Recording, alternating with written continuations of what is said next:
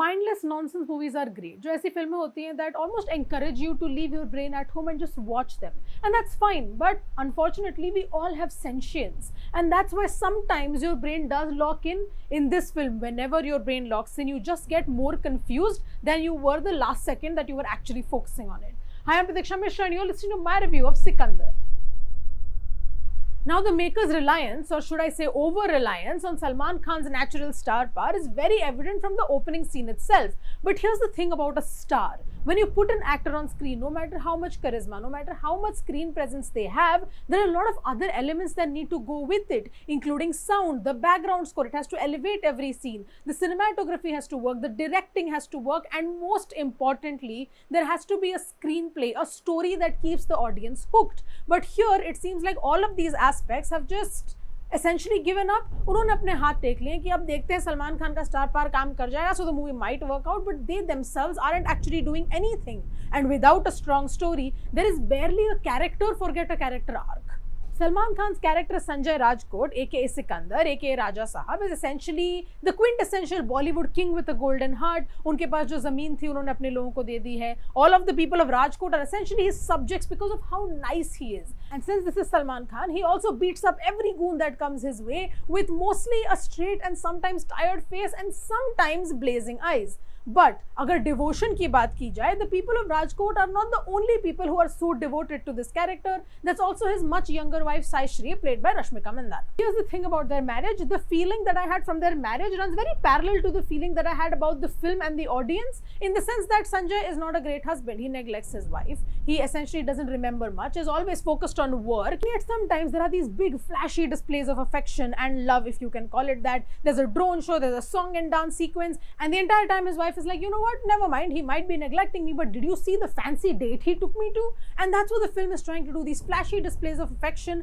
are meant to hide the very obvious flaws in this marriage, and that is also what the makers of the film seem to be trying to do. They give you these very big action sequences with Salman Khan, very typical shots that we're used to, the slow-mo shots of his punches, his iconic bracelet jingling down his wrist, his eye close-up shots, all of these very flashy, very action masala oriented, and they're hoping that in this whole kind of spectacle you might get distracted from the blunder that this film is, and it is that. It is very much a blunder. To be fair, some of these action sequences do work. They're actually quite fun to watch. They're also a little creative here and there. There are some very fun bits and pieces in the film, especially in the action sequences. For instance, there is a part where Salman Khan is holding a door that's so clearly off its hinges and just opens it to say, "Welcome to hell."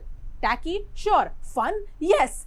But this also gets a little exhausting because at some point the film just becomes one action sequence after another, and I'm assuming action choreographers bhi thak gaye नई चीजें सोच के, so that also loses its novelty pretty quick. And then there are a few things that have merit in the film. For instance, that entire arc where his wife Sai Shri is protecting him essentially from the shadows is quite interesting. I like that kind of dynamic between the two of them. But one, not only does it not last very long, but secondly, once it is gone from this film, there is actually no effect on his safety whatsoever. Who is playing that role now? What is happening? Why doesn't it affect his safety at all? But the film isn't interested in that because they gave you an arc, they ended it, and then they said, "बस भूल जाओ इसको, कहीं नया चलते हैं." And that is the film's biggest problem. All of this that I talked about is not the film's biggest problem. Genuinely, I was willing to shut my mind and try to maybe enjoy this also.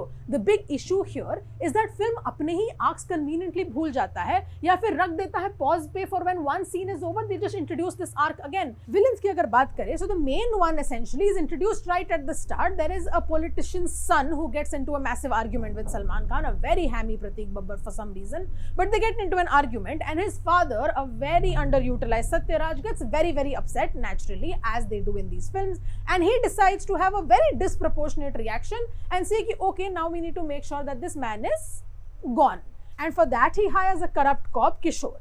Now, these are our main antagonists. Because of a tragedy, Sanjay, one of the richest men in India apparently, takes a train to Mumbai, and then he and his team take a Kali Pili. This Kali Pili becomes a very trusted sidekick to them throughout this film, and if there was ever a good PR move for the Kali Pili, it is this film. You know how the movie Jaws was horrible PR for sharks? The opposite of that is happening for Kali Pilis in this film, because that car goes through so much और उसको खरोच तक नहीं आती है. But I digress. Doing the same thing I'm accusing the film of doing, my bad. Coming back to the plot, we are introduced to 3 organ transplant patients and Sanjay decides that I'm going to protect them with my life. Meanwhile, जो villains हैं वो story से आते जाते रहते हैं and they have also decided कि now these 3 people are our target also. So now all of it is kind of getting intertwined. The main issue again is that I'm not really invested in any of these characters. ये 3 characters तो चलो जाने दो minor characters हैं, and yet they do manage to bring out some empathy from you because of their character arcs, but otherwise I just can't bring myself to care, and this film genuinely is one where you needed to care for it to feel effective. I barely care about Sanjay and his wife Shaishri's entire equation because the actors just don't have chemistry together. It just doesn't work. It feels more like just friends who live together. And if that was the story, I would have still watched it. A very interesting premise. But since you are telling me that this is a couple जिसके लिए both these people are just ready to give their lives for each other, there is no such investment from the audience's part to actually believe that. When it comes to the performances, most people just seem tired of this film, and that exhaustion is transferred to you as an audience. There are a lot of cast members who are great actors but are so underutilized that you don't see a point of them being cast in this film because उनके पास कुछ करने को था ही नहीं. And the dialogues are so bad. Sure, some one-liners work. Some of those kind of punchy dialogues do work out. They'll have that kind of massy whistle in the audience kind of appeal, but the rest are horrible. You know, when I was much younger and I was watching films and TVs, और वो sequences आते हैं ना जहाँ 2 characters talk to each other silently, especially because they're giving each other information that the audience already has, I used to get very annoyed back then. But also I was like 6 years old.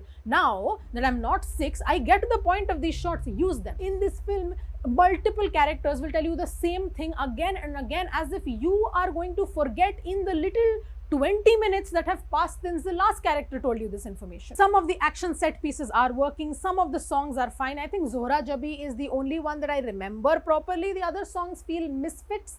And then there's Santosh Narayan's background score. It does work in some of the action sequences, but other times it just doesn't fit the film. It doesn't make sense that is scene ke piche ye particular score hai. Again, very disjointed. A lot of this film's problem is that it is so confused that it overwhelms any star power that any of the people on screen have. Both Salman Khan and Rashmika Mandanna are crowd pullers as stars in their own merit, but even they can't manage to salvage the massy appeal of this film. And that is why my rating for Sikandar, a very generous one, is 2 stars out of 5.